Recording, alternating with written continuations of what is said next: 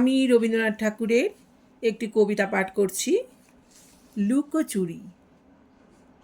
আমি যদি দুষ্টুমি করে চাপার গাছে চাপা হয়ে ফুটি, ভোরের বেলা মাগো ডালের পরে কচি পাতায় করি লুটোপুটি, তবে তুমি আমার কাছে হারো।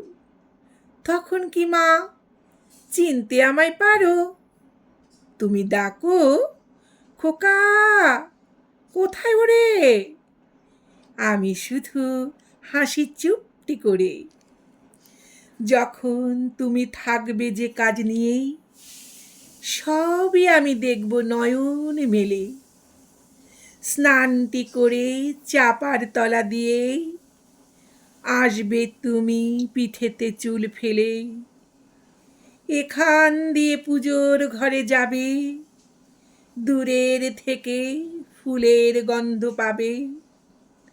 তখন তুমি বুঝতে পারবে না সে তোমার খোকার গায়ের গন্ধ আসে। দুপুরবেলা মহাভারত হাতে বসবে তুমি সবার খাওয়া হলে। গাছের ছায়া ঘরের জানালাতে পড়বে এসে তোমার পিঠে কোলে। আমি আমার ছোট্ট ছায়াখানি দোলাবো তোর বইয়ের পরে আনি। তখন তুমি বুঝতে পারবে না সে তোমার চোখে খোকার ছায়া ভাসে। সন্ধ্যাবেলায় প্রদীপখানি জেলে যখন তুমি যাবে গোয়াল ঘরে, তখন আমি ফুলের খেলা খেলে চুপ করে মা পড়ব ভুয়ে ঝরে। আবার আমি তোমার খোকা হব, গল্প বলো তোমায় গিয়ে কব।